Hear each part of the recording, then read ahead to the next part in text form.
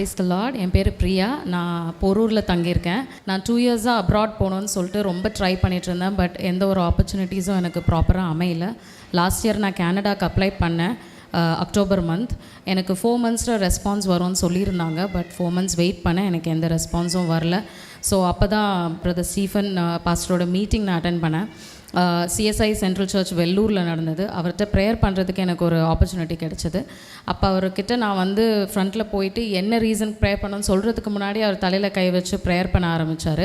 அப்போ அவர் எனக்கு ஒரு வசனம் கொடுத்தாரு, ஐசையா 27:6. யாக்கோபின் வேர் பற்றி இஸ்ரவேல் பூத்து காய்த்து உலகத்தை பல நாள் நிரப்பும் நாட்கள் வரும்னு சொன்னார். அந்த வசனம் கூட எனக்கு அப்போ புரியல. அவர்கிட்ட திருப்பி கேட்டேன். அப்போ அவர் சொன்னார், இந்த மாதிரி யாக்கோபின் வேர்னா ரூட்னா சிட்டிசன்ஷிப், உன்னோட வீசா ப்ராசஸ் நல்லபடியாக நடக்கும்னு சொன்னார். ரொம்ப நம்பிக்கையாக நான் ஃபெப்ரவரி மாதம் போனேன். அப்புறம் ரெகுலராக இங்கே மீட்டிங் வர ஆரம்பித்தேன். லாஸ்ட் மந்த் நான் வந்து இங்கே ப்ரேயர் பண்ணிவிட்டு போனேன். அடுத்த முறை நான் வரும்போது மீட்டிங் நான் ஜஸ்ட் வந்துட்டு போகக்கூடாது, நான் இங்கே கண்டிப்பாக வந்து சாட்சி சொல்லணும்னு 2 விஷயத்துக்காக ப்ரேயர் பண்ணேன். என்னோடய வீசாக்காகவும் என்னோடய பிரதரோட ஜாப்காகவும். இங்கேருந்து போய் 6th டே எனக்கு வந்து என்னோடய பாஸ்போர்ட் ரிக்வெஸ்ட் வந்துச்சு. வீசா கன்ஃபார்ம்டு, எந்த ஒரு ப்ராப்ளமும் இல்லைன்னு வந்துச்சு. ஸோ 2 டேஸ் கழிச்சு என் பிரதரை வீட்டில் வர வச்சு இந்த விஷயம் சொல்லும்போது எனக்கும் ஜாப் கிடச்சிருச்சு யூனிவர்சிட்டியில் அசிஸ்டன்ட் ப்ரொஃபஸரான்னு சொன்னாங்க. ஸோ என்னோடய 2 ரிக்வெஸ்ட்டும் இது பண்ணதுக்காகவும் பாஸ்டருக்காகவும் நான் ரொம்ப தேங்க்ஸ். Praise the lord. என் பேர் சகாயம். நான் திருச்சியிலேருந்து வரேன். 2017 மார்ச் மாதம் ஃபஸ்ட்டு நான் இங்கே வந்தேன். நான் கார்பெண்டர் ஒர்க் பண்ணிகிட்ருக்கேன். ஒரு 3 வருஷமாக வேலையே இல்லாமல் ரொம்ப கஷ்டத்தில் தான் வந்தேன். வந்தப்போ ப்ரேயருக்கு வரும்போது அங்கிள் சொன்னாங்க, தலையில் கை வச்சுட்டு தடைகளை உடைத்து என் பிள்ளையை ஆசீர்வதிங்கன்னு சொன்னாங்க. அன்னையிலேருந்து இன்னே வரைக்கும் நான் ஃபுல்லாக ஒர்க் பண்ணிகிட்டே தான் இருக்கேன். ஒரு நாள் கூட சும்மா இருந்ததே இல்லை.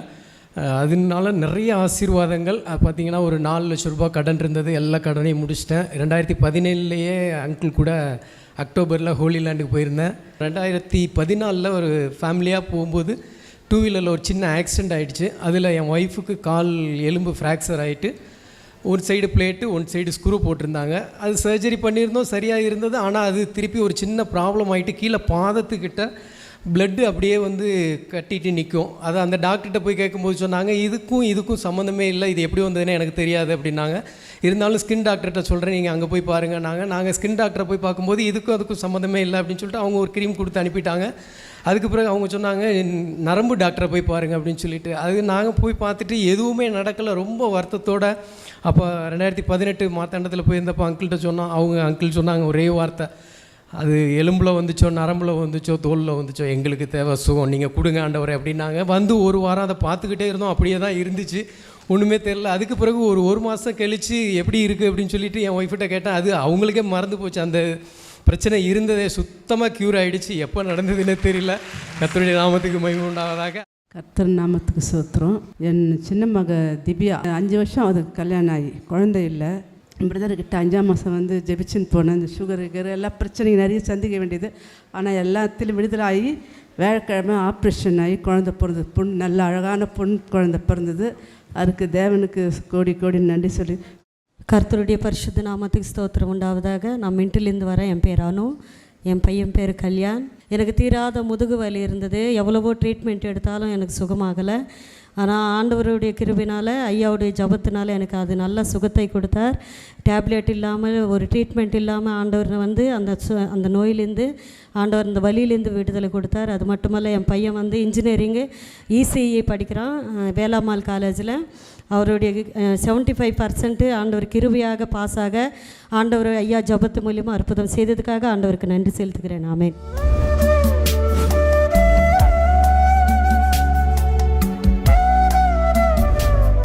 கிறிஸ்துவுக்குள் மிகவும் பிரியமான எனதருமை சகோதர சகோதரிகளே, நம்மை சிருஷ்டித்தவரும் நம்மை உண்டாக்கினவரும் நம்மை ஒருபோதும் மறந்து போகாதவருமாகிய இயேசு கிறிஸ்து இணையற்ற நாமத்தினால உங்கள் எல்லாரையும் வாழ்த்தி ஆசீர்வதிக்கிறேன். அல்லேலூயா. எல்லாரும் சந்தோஷமாக இருக்கீங்களா? ஆமாம். இன்றைக்கி ஆண்டவர் உங்கள் பக்கத்தில் உட்கார்ந்துருக்கிறார். உங்கள் மனசில் இருக்கிற எல்லா கஷ்டத்தையும் நீங்கள் வெளியே சொல்ல முடியலை. மைண்ட் வாய்ஸ்ன்னு சொல்லுவாங்க. மைண்ட் வாய்ஸ் கேட்குற ஒரே வல்லமை ஆண்டவரிடத்துல தான் இருக்குது. அவர் இருதயத்தை ஊடுருவி பார்க்கிறவர். உங்கள் மனசில் இருக்கிற கஷ்டம், வேதனை, பிரச்சனை, வெளியே சொல்ல முடியாத காரியங்கள் எல்லாம் ஆண்டவருக்கு தெரியும். உங்கள் எல்லா பிரச்சனைகளையும் அலசி ஆராய்ந்து கர்த்தர் ஏதோ ஒரு காரியத்தை உனக்காக செய்ய போகிறார். அல்லேலூயா. இன்னைக்கு செய்தியின் தலைப்பு கர்த்தர் எனக்காக ஒரு காரியம் செய்வார். இன்னைக்கு ஏதோ ஒரு காரியம் நடக்கும். அந்த ஒரு காரியம் நடந்தால் அதை நிமித்தம் உங்கள் ஒட்டுமொத்த பிரச்சனைகளையும் தீர்ந்து விடும்படிக்கு என் ஆண்டவர் இன்னைக்கு உதவி செய்வார். அல்லேலூயா. சரி, எடுத்து வாசிப்போம். 1 சாமுவேலின் புஸ்தகம் 14ஆம் அதிகாரம் 6வது வசனம் இப்படியாய் சொல்லுகிறது. யோனத்தான் தன் ஆயுததாரியாகிய வாலிபனை நோக்கி விருத்த சேதனம் இல்லாதவர்களுடைய அந்த தானியத்திற்கு போவோம் வா. ஒருவேளை கர்த்தர் நமக்காக ஒரு காரியம் செய்வார். அநேகம் பேரை கொண்டாகிலும் கொஞ்சம் பேரை கொண்டாகிலும் ரட்சிக்க கர்த்தருக்கு தடையில்லை என்றான். அந்த தானியத்திற்கு போவோம் வா. ஒருவேளை கர்த்தர் நமக்காக ஒரு காரியத்தை இன்றைக்கு செய்வதற்கு வாய்ப்பிருக்கிறது. அநேக பேரை கொண்டாகிலும் கொஞ்சம் பேரை கொண்டாகிலும் ஆண்டவருக்கு நமக்கு வெற்றியை கொடுப்பது அவருக்கு லேசான காரியம். நம்மகிட்ட எவ்வளோ ஆள்பலன் இருக்கிறது என்பது முக்கியமல்ல, எவ்வளவு படைபலன் இருக்கிறது என்பது முக்கியமல்ல, எவ்வளவு பண பலன் இருக்கிறது என்பது முக்கியமல்ல. இதையெல்லாம் தாண்டினது ஆண்டவருடைய ஆதரவு. இன்னைக்கு உங்கள் ஒவ்வொருவருடைய பிரச்சனையிலே ஆண்டவர் தலையிட்டு உனக்கு ஆதரவு கொடுத்து உனக்கு எதிராயிருக்கிற எதிராளிக்கு ஆண்டவர் இன்றைக்கு வேட்டு வைக்கிறதை நீ பார்ப்பார். உன்னுடைய எதிராளியை உன்னை விட்டு புறமிதுகிட்டோடி தோல்வி அடைந்து லட்சை அடையும்படி கர்த்தர் செய்வார். இல்லைன்னா உனக்கு முன்பாக அவர்கள் பட்டு விழுகிறதை நீ காண்பாய். நீ நினைக்கலாம், எல்லாரும் உன்னை பார்த்து உன்னை அடித்து போட்டால் கேட்க ஆள் இல்லை, உன்னை கொன்னா கூட கேட்க ஆள் இல்லை, நீ எல்லாம் எப்படி நெஞ்சை நிமிர்த்துட்டு வர அப்படின்னு சொல்லி அநேகர் உங்களை பார்த்து கேட்டிருக்கலாம். அவன் நினச்சிட்ருக்கான் கேட்க யாரும் இல்லைன்னு. ஆனால் நமக்காக உயிரை கொடுத்த ஆண்டவர் இருக்கிறார். அவர் சொல்லியிருக்காரு, உனக்காக நான் வழக்காடுவேன். இன்னொரு வசனத்தில் அவர் சொல்கிறார், உன் வழக்குகளை என்னிடத்தில் கொண்டு வான்னு சொல்லியிருக்கார். உன் பிரச்சனைகளை என்னிடத்தில் கொண்டு வான்னு சொல்லியிருக்கார். உன்னுடைய என்னென்ன வழக்குகள் இருக்கோ பிரச்சனைகள் இருக்கோ எல்லாத்தையும் என்கிட்ட கொண்டு வா, நான் பார்த்துக்கிறேன்னு ஆண்டவர் சொல்கிறார். இன்றைக்கி நீங்கள் கொண்டு வந்திருக்க உங்களுடைய மனதில் இருக்கிற உங்கள் மனசை அழுத்திட்டு இருக்கிற எல்லா பிரச்சனைகளையும் இன்றைக்கி ஆண்டவரிடத்தில் கொண்டு வந்து இறக்கி வச்சுருங்க. நீங்கள் சுமக்காதீங்க. நீங்கள் சுமந்தால் உங்களுக்கு மனசில் வேதனை வரும், சரீரத்தில் வியாதி வரும், இருதயத்தில் வியாதி வரும், இல்லைன்னா பிரெயின் ஸ்ட்ரோக் ஆகும், ஏதாவது ஒன்று நடக்கும். ஆண்டவர் சொல்கிறார், அநேக கவலைகள் இருதயத்தை ஒடுக்குமா, அதுக்கு நீங்கள் இடம் கொடுக்கக்கூடாது. இன்றைக்கி என்னென்ன பிரச்சனைகளை சுமந்துட்டு வந்திருக்கிறீங்களா, ஆண்டவரே எனக்காக உயிரையே கொடுத்த ஆண்டவருக்கு இந்த பிரச்சனையை கிளியர் பண்ணுறது லேசான காரியம். அன்றைக்கு யோனத்தான் அப்படி தான் சொல்கிறான். இஸ்ரவேல் ஜனங்களுக்கு எதிராக பெலிஸ்தியர்களின் கூட்டம் வந்து யுத்தம் பண்ணுறதுக்கு தயாராக இருக்குது. அந்த நேரத்தில் யோனத்தானும் அவனுடைய ஆயுததாரி ஒருத்தனும் தான், ஒரு வாலிபனும் தான் இருக்கிறாங்க. அப்போ அந்த யோனத்தான் சொல்கிறான், நம்ம அந்த தானியத்திற்கு போவோம், அந்த யுத்தம் நடக்க போகிற பாளையத்திற்கு போவோம், ஒருவேளை கர்த்தர் நமக்காக ஒரு காரியத்தை செய்வார். நம்ம 2 பேர் தான் இருக்கிறோன்னு பயப்பட வேண்டாம். ஏன்னா நம்முடைய இனத்தையே அழிக்கும்படி அவங்க வந்திருக்கிறாங்க இந்த பெலிஸ்தியர்கள். அந்த இனத்திலே ஒருவனாக, கோத்திரத்தில் ஒருவனாக, கோத்திரத்தில் ஒருத்தியாக நம்ம போகலாம், நீ வா அப்படின்னு சொல்லிட்டு அந்த ஆயுததாரியை அழைத்து கொண்டு, நான் முன்னால் போகிறேன், கர்த்தர் ஒருவேளை நமக்கு ஒரு காரியத்தை செய்ய முடியும்.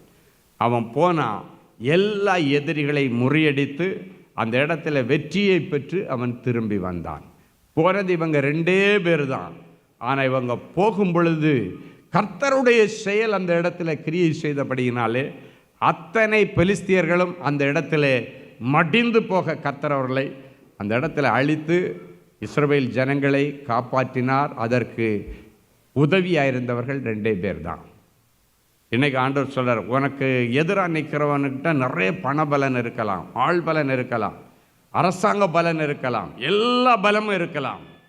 ஆனால் உங்ககிட்ட ஆண்டவருடைய பலம் இருக்கிறது. இன்னைக்கு ஆண்டவர் ஏதாகிலும் ஒன்று எனக்கு செய்வார்னு அவன் நம்பி போனான், ஆண்டவர் செய்தார். இந்த யோனத்தான் சொல்ல அதே வார்த்தையை நிறைவேற்ற, கர்த்தர் எனக்காக ஏதாவது ஒரு காரியத்தை செய்வார். என் பிள்ளைக்காக கர்த்தர் இன்றைக்கு ஏதாகிலும் ஒரு காரியத்தை செய்வார். என்னுடைய மகளுக்காக கர்த்தர் எனக்கு ஏதாகிலும் ஒரு காரியத்தை செய்வார். என்னுடைய மருமகனுக்காக கர்த்தர் ஏதாகிலும் ஒரு காரியத்தை செய்தார். வயதான என் தாய்க்கு செய்வார், வயதான என் தகப்பனுக்கு செய்வார் என்று சொல்லி ஒரு நம்பிக்கையோடு யோனத்தான் புறப்பட்டு போனது போல நீங்கள் வந்திருக்கிறீர்கள். இந்த கர்த்தர் தீர்க்க தரிசனமாய் சொல்கிறார், இது வெற்றியின் காலம், நீங்கள் வெற்றியை சுதந்திரிக்கிற காலம். தோல்விகளை மாற்றி ஆண்டவர் உங்களுக்கு வெற்றியை கொடுக்க போறார். பலமுறை நீ தோத்திருக்கலாம், ஆனால் இந்த முறை கர்த்தர் எனக்காக ஏதாகிலும் ஒன்று செய்வார்னு வந்திருக்கிறபடியினால இன்னைக்கு உனக்கு ஒரு வெற்றியை கர்த்தர் கொடுக்க போகிறார். ஒருவேளை வாழ்க்கையில் நீ தோற்று போயிருக்கலாம், வாழ்க்கையில் வெற்றி பெறுகிற நாள். எக்ஸாமில் தோற்று போயிருக்கலாம், எக்ஸாமில் நீ வெற்றி பெற போகிறாய். உன் வியாபாரத்தில் நீ தோற்று போயிருக்கலாம், வியாபாரத்தில் ஒரு வெற்றியை பார்க்க போகிறாய். உன்னுடைய ஊழியத்தில் நீ தோற்று போயிருக்கலாம், எல்லாரும் உன்னை அவமானமாய் பார்க்கலாம். உன் ஊழியத்தில் மறுபடியும் கர்த்தர் ஒரு வெற்றியை கொடுக்க போகிறார். நம் ஆண்டவருக்கு அநேக பெயர்கள் உண்டு, அதில் ஒன்று ஜெகோவா நிசி என்று சொல்லப்பட்டிருக்கிறது. கர்த்தர் ஏதாயிலும் எனக்கு செய்வார் என்று நீங்களும் வந்திருக்கிறீங்க. யோனத்தான் சொன்னான், அவனுக்கு ஆண்டவர் வெற்றியை கொடுத்தார், ஒரு பெரிய மகிமையான வெற்றியை கர்த்தர் கொடுத்தார். இன்னைக்கு நீங்களும் அதே வார்த்தையை சொல்லிட்டு வந்திருக்கிறீங்க, கர்த்தர் செய்வார். நீங்கள் நினைக்கலாம், யோனத்தான் ஒரு ராஜாவுடைய மகன், சவுல் ராஜாவுடைய மகன், அவனை கண்டு வேணா பயந்து அவங்க ஓடி இருக்கலாம்.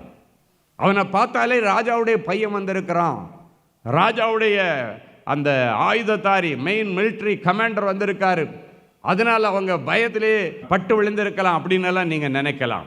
அவர் ராஜாவுடைய பிள்ளைப்பா, அவனை கண்டு பயப்படும், நான் ஒரு சாமானிய மனுஷன் என்று நீங்கள் ஒருவேளை உங்கள் இருதயத்தில் சொல்லலாம்.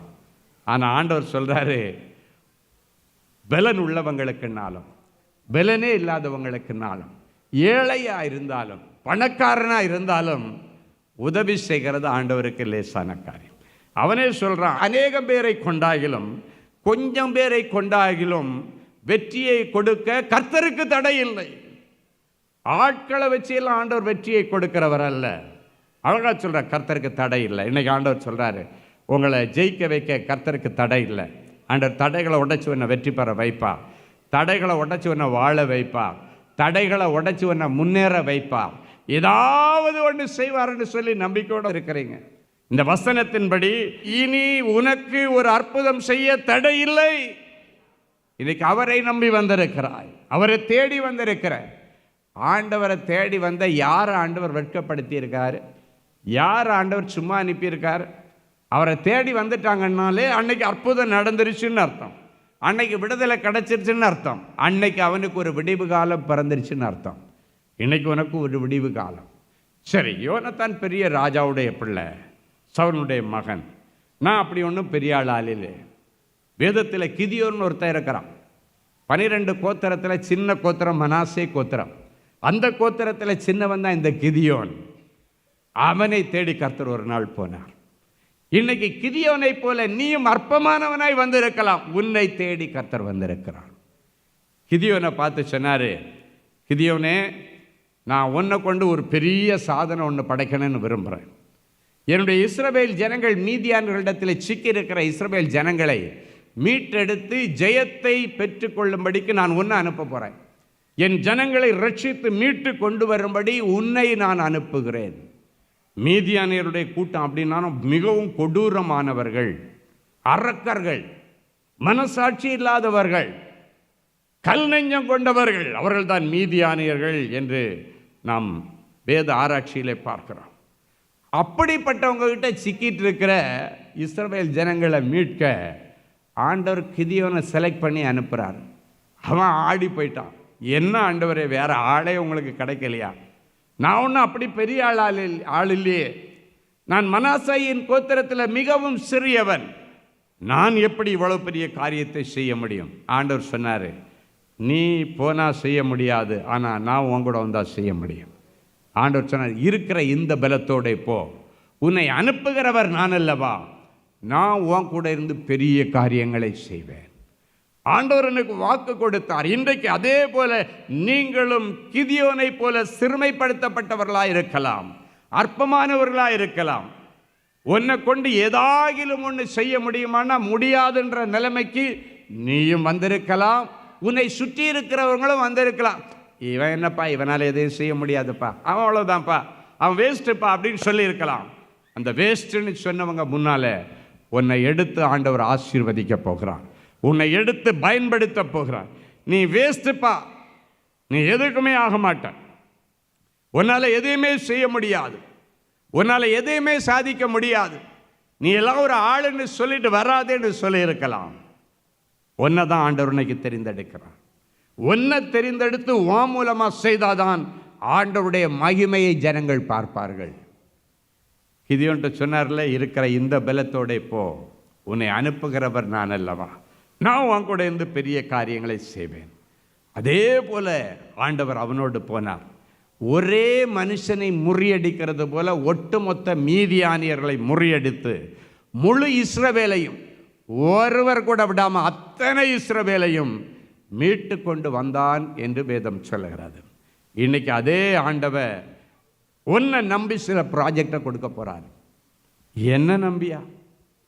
இன்னைக்கு ஆண்டவர் உங்களை பார்த்து, நான் உன் கூட இருக்கிறேன் மகளே, மகனே, நான் உன் கூட இருக்கிறேன், இதை விட பெரிய தகுதி உனக்கு வேண்டாம், நான் உன் கூட சப்போர்ட்டாக இருக்கிறேன்னு சொல்லுகிறவர் அண்ட சராசரங்களை உண்டு பண்ணி தன்னுடைய கைக்குள்ளே வச்சு ஆளுகை செய்கிற என்னுடைய ஆண்டவர் ராஜாக்களையும் பிரபுக்களையும் பெரிய பெரிய அதிபதிகளையும் கையிலே வைத்திருக்கிறவர், வானத்திற்கும் பூமிக்கும் சகல அதிகாரம் படைச்ச ஆண்டவர் சொல்கிறாரு, நான் உனக்கு ஹெல்ப் பண்ணுறேன், நான் உனக்கு உதவி செய்கிறேன், நீ வீடு கட்டுற காரியத்தில் நான் உனக்கு உதவி செய்வேன், உன்னுடைய பிஸ்னஸில் நான் உனக்கு உதவி செய்வேன், நீ ஏதோ ஒரு முக்கியமான ஒரு சாதனை படைப்பதற்காக நிறைய ஆராய்ச்சி பண்ணிகிட்டு இருக்கிற, இந்த ஆராய்ச்சிகளின் மத்தியில் இது சக்ஸஸ் ஆகாதுன்னு உன் கூட படிக்கிறவங்க நிறைய பேர் சொல்லியிருக்கலாம். இதெல்லாம் வேஸ்ட்டுப்பா, இதுக்கெல்லாம் நேரத்தை வேஸ்ட் பண்ணாத, இது சக்ஸஸ் ஆகாது, நீ டாக்டரேட் முடிக்க மாட்ட, நீ இந்த காரியத்தை சப்மிட் பண்ண முடியாது, உன் கைடுகிட்ட நீ ஜெயிக்க மாட்ட என்றெல்லாம் சொல்லி இருக்கலாம். இதெல்லாம் சக்ஸஸ் ஆகாதுன்னு சொல்லி இருக்கலாம். ஆனால் இன்றைக்கு கர்த்தர் உங்கூட இணைந்து அதை சக்ஸஸ் பண்ணி தருவேன்னு சொல்கிறார். கர்த்தர் சாதனையாளர்களாய் உங்களை உருவாக்க போகிறார். என்னால் ஏதாயிலும் ஒன்று செய்ய முடியுமான்னு கேட்டால் முடியாதுன்னு சொன்ன உன்னை கொண்டு இனி முடியாதவைகளை முடித்து காட்டும்படி கர்த்தர் உன்னோடு கூட வந்து இணைந்து கொள்ளுகிறார். அவர் இணைஞ்சிட்டாருன்னா எல்லாத்தையும் பர்ஃபெக்டாக செய்வார். கடற்கரை மணலத்தனையான ஞானத்தை சாலமோனுக்கு கொடுத்த ஆண்டவர் தன்னில் எவ்வளவு ஞானம் உள்ளவராயிருப்பார். அவர் ஞான கண்மலை என்று சொல்லப்பட்டிருக்கிறது. ஞான கண்மலை உங்கூட வந்து உட்கார்ந்துட்டாருன்னா நீ நிறைய சாதனைகளை படைப்பாய், நீ நிறைய வெற்றிகளை குவிப்பாய், நிறைய பேருக்கு இனி உன்னை ஆசீர்வாதமான ஒரு பாத்திரமாய் நான் வைப்பேன், நிறைய பேருக்கு இனி ஒரு சிம்ம சொப்பனமாக உன்னை பார்த்தாலே ஆச்சரியப்படக்கூடிய விதத்தில் கர்த்தர் உன்னை உயர்த்தி நிறுத்துவார். அற்பமாக நடத்தப்பட்ட நீ, எல்லாருக்கு முன்பாக கேவலமாய் நடத்தப்பட்ட நீ, என்னைக்கு தலை நிமிர்றதுன்னு யோசிச்சுட்டு இருக்கிற, என்னைக்கு எனக்கு ஒரு தலை நிமிர்வு வரும், என்னைக்கு எனக்கு ஒரு கொம்பு முளைக்கும். சில நேரங்களில் அடுத்தவங்க நம்மளை அற்பமாக பேசும்போது நடக்கும்போது நம்மளை அறியாமலே வீராப்பில் ஒரு வார்த்தை சொல்லுவோம், எனக்கும் ஒரு காலம் வரும். தைரியமாக சொல்லிடுவோம், எனக்கும் ஒரு காலம் வரும். இன்னைக்கு நீ பேசுகிற நான் கேட்குறேன், ஆனால் எனக்கு ஒரு காலம் வரும், அப்போ நான் பேசுகிறேன்னு சொல்லி சில இடங்களிலே நீ அமைதியாய் நடந்து போனதை கர்த்தர் பார்த்தார். எந்த நம்பிக்கையில் சொன்ன தெரியுமா, எனக்கும் ஒரு காலம் வரும்னு? எனக்கு ஒரு ஆண்டவர் இருக்கிறார், அவர் எனக்கு ஒரு நாள் நியாயம் செய்வார், அவர் எனக்காக ஏதாயிலும் ஒரு காரியத்தை செய்வார். அன்னைக்கு நான் மேலே வந்து ஓங்கி ராஜாவின் குலமண்டபத்தில் உட்கார்ற ஒரு நாள் வரும், அப்போ நான் உங்ககிட்ட பேசுவேன் அப்படின்னு நீ சொன்ன அந்த வார்த்தையை ஆண்டவர் பதிவு செய்திருக்கிறார். நீ விசுவாசத்தில் சொன்னாய். ஒருவேளை நீ நினைச்சிருக்கலாம் நான் வீராப்பில் சொன்னேன்னு. இல்லை, நடக்க போகிறதை கர்த்தர் உன் மூலமாய் பேசினார். இந்த வார்த்தை ஆண்டவர் கேட்டார். அன்றைக்கு தானியேலோடு கூட இருந்த எல்லா ஞானிகளும் தானியேலை அற்பமாக பார்த்தாங்க. ஆனால் அந்த தானியேலை ஆண்டவர் ஞானிக்கெல்லாம் அதிபதியாக மாற்றணும்னு முடிவெடுத்துட்டார். இந்த தானியேலை பாபிலோன் மாவட்டத்திற்கு அதிகாரியாக கலெக்டராக மாற்றணும்னு நிறைவேற்றி ஆண்டவர் முடிவெடுத்துட்டார். ஆண்டவர் எடுத்த முடிவின் பின்னணி தான் இந்த ராஜாவுக்கு ஒரு சொப்பனம். அதை யாராலே கீழே பண்ண முடியலை. பொதுவாக ராஜாக்கள் என்ன சொல்லுவாங்க, நான் இப்படி ஒரு சொப்பனம் பார்த்தேன் விளக்கம் சொல்லுன்னு சொல்லுவாங்க. ஆனால் அந்த ராஜா சொல்கிறான், நான் சொப்பனத்தையும் சொல்ல மாட்டேன், நீங்கள் தான் சொப்பனத்தையும் சொல்லி விளக்கத்தை சொல்லணும். இந்த ராஜாவுக்கு சொப்பனை யார் கொடுத்தா? ஆண்டவர் கொடுத்தார். அதற்கு பின்னணி என்ன? ஆண்டவர் நினைச்ச அந்த தானியேலை எல்லாரும் அற்பமாக பார்த்த ராஜாவுக்கு மதுபானங்களை தூக்கிட்டு போகிற ஒரு சாதாரண சர்வராக இருக்கிறவனை ஆண்டவர் ராஜாவின் கொலுமண்டபத்தில் வைக்கணும்னு ஆசைப்பட்டார். அவனுக்காகத்தான் சொப்பனம் ஒன்று நேபுகாத்நேச்சாருக்கு கொடுத்தார். ஏன் அங்கே இருக்கிற ஞானிகளால் அதை கிளியர் பண்ணி இருக்கலாமே, ஏன் ஞானிகள் கிளியர் பண்ண முடியாத அளவிற்கு ஒரு முடிச்சை நேபுகாத்நேச்சார் போட்டார்? சொப்பனத்தையே சொல்ல மாட்டேன், நீ விளக்கமும் சொல்லணும், சொப்பனத்தையே சொல்லணும். அப்போ இது ஒருவனாலும் சொல்ல முடியாது அப்படின்னு சொல்லிட்டு யாரை ஆண்டவர் தூக்கி விடணும்னு நினைச்சாரோ, யாரை மற்றவங்க எல்லாம் அற்பமாக நினைச்சாங்களோ அவங்களோட ராத்திரி இணைந்து கொண்டார். அவன் போய் முட்டி போட்டு தன்னுடைய சக ஜப வீரர்களோடு இணைந்து ஜபிச்சான். ஆண்டவரே, இதற்கு என்ன பதில்? அப்போ ஆண்டவர் அவனுக்கு ராத்திரி அந்த சொப்பனத்தையும் சொல்லி அதனுடைய விளக்கத்தையும் அவனுக்கு தெளிவுபடுத்தி விளக்கினார். யாருக்கும் விளக்காம இவனுக்கு மட்டும் ஏன் விளக்கினார் தெரியுமா? அவனை தூக்கி விடணும்னு ஆண்டவர் டிசைட் பண்ணிட்டார். அதனால அவனுக்கு மட்டும்தான் அந்த பதில், அவனால் மட்டும்தான் அந்த விளக்கி சொல்ல முடியும். ராத்திரி கர்த்தர் அவனுக்கு வெளிப்படுத்தினார். அடுத்த நாள் காலையில் ராஜாவிடத்தில் அவன் போகும்போது மற்ற ஞானிகளெல்லாம் அவனை கிண்டல் பண்ணாங்க, நக்கல் பண்ணாங்க. இப்போ முதல்ல இவனை தான் ராஜா காலி பண்ண போகிறார். பெருசாக நம்ம நேற்று வந்தவன் பெருசாக நான் சொல்கிறேன்னு சொல்லி ராஜாவுக்கு முன்னால் போயிட்டான். நாங்களே தகைச்சு போய் நிற்கிறோம், முடியலைன்னு நிற்கிறேன், இவன் நேற்றுக்கு முளைச்ச காளான் போகிறானேன்னு நினச்சாங்க. அவன் போனான். ஆண்டவர் அவனை கொண்டு ஏதாகிலும் ஒன்று செய்யணும்னு நினச்சார். அவனுக்கு ஒரு காரியத்தை செய்யணும்னு நினச்சார். போய் ராஜாவுடைய சொப்பனத்தையும் சொல்லி விளக்கத்தையும் சொன்னால் ராஜா அசந்து போயிட்டார். முழு பாபிலோன் மாவட்டத்திற்கு அவனை அதிகாரியாய் உயர்த்தினார். ஹல்லேலூயா. தேசமே பயப்படாதே, மகனே பயப்படாதே, மகளே பயப்படாதே, மகிழ்ந்து களிகூரு. கர்த்தர் பெரிய காரியங்களை செய்வார். கர்த்தர் ஏதாகிலும் ஒரு காரியத்தை நமக்கு செய்வார் என்று சொல்லி நம்பிக்கையோட முதல் அடி எடுத்து வைத்து அதுவும் கையும் காலுமாக தவழ்ந்து போனான் யோனத்தான் என்று சொல்லப்படும். நடந்து போகலப்பா, தைரியமாய் ஓடி போகலாண்டவரே. முட்டி போட்டு நடந்து ஒரு 2 கால்களையும் 2 கைகளையும் வைத்து கொண்டு தவழ்ந்து போன அவனுக்கு மகிமையான வெற்றியை கொடுத்த தேவனே, என் அன்பு பிள்ளைகளுக்கும் இன்றைக்கு ஒரு மகிமையான வெற்றியை தான். கர்த்தர் ஏதாயிலும் ஒரு காரியத்தை செய்வார் என்று சொல்லி வந்திருக்கிற என் பிள்ளைகளுடைய சத்துருக்களுக்கு முன்பாக ஒரு பந்தியை ஏற்படுத்தி என் பிள்ளைகளுடைய தலையை எண்ணெயால் அபிஷேகம் பண்ணி என்னுடைய பாத்திரத்தை நிரம்பி நிரம்பி நிரம்பி நிரம்பி வழிய பண்ணும் ஆண்டவரே.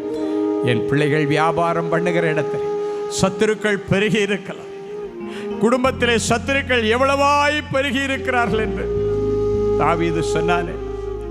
குடும்பத்தில் சத்துருக்கள் இருக்கலாம், வேலை செய்கிற இடத்துல சத்துருக்கள் இருக்கலாம், ஆலயத்துக்கு போகிற இடத்துல சத்துருக்கள் இருக்கலாம். ஆண்டவரே, என் பிள்ளைகள் எங்கு போனாலும் சரி, இவர்கள் சத்துருக்களை கர்த்தர் இன்றைக்கு முறியடித்து அவர்கள் முன்னாலே என் பிள்ளைகளுக்கு வெற்றியை தருவீராக. பல முறை அரசாங்க தேர்வெழுதி என்னால் இன்னும் வெற்றியை பார்க்க முடியலன்னு கண்ணீரோடு இருக்கிற பிள்ளைகளுடைய 5 முறை தோல்விகளும் 5 படிக்கட்டுகள் என்று சொன்னேன். 6வது முறை அவ வெற்றியின் கனியோடு ஆண்டவர் நிற்கிறேன்.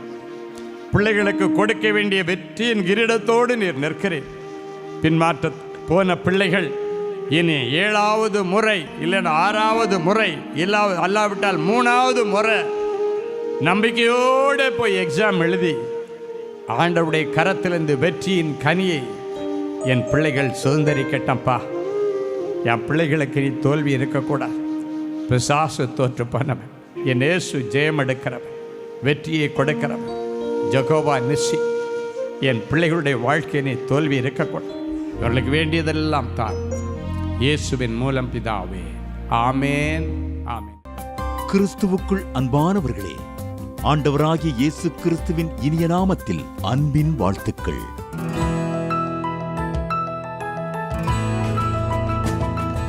எங்களுடைய மார்வெல் திருமண தகவல் மையத்தை ஆன்லைன் சேவை மூலம் உங்களுக்கு அறிமுகப்படுத்துவதில் நாங்கள் மிகுந்த மகிழ்ச்சி அடைகிறோம். எங்களது மார்வெல் திருமண மையம் கிறிஸ்தவ குடும்பத்தில் திருமணத்திற்கு ஆயத்தமாயிருப்பவர்கள் தங்களுக்கு ஏற்ற வாழ்க்கை துணையை தேர்ந்தெடுக்க சிறந்த திருமண சேவை மையமாக இருக்கிறது. மேலும் மார்வெல் திருமண தகவல் மையத்தில் நீங்கள் பதிவு செய்வதற்கு எங்களது இணையதள முகவரி www.marvelmatrimony.com மற்றும் அலைபேசி எண் 7824855999 என்ற எண்ணிற்கு தொடர்பு கொள்ளலாம். சென்னை, நாகர்கோவில் மற்றும் மும்பை நகரில் உள்ளவர்கள் பதிவு செய்ய விரும்பினால் கீழ்க்கண்ட விலாசங்களில் உள்ள எங்களது அலுவலகங்களோடு தொடர்பு கொள்ளலாம். Email info@marvelmatrimony.com. ஆண்டவர்தாமே உங்களை அளவில்லாமல் ஆசீர்வதிப்பாராக.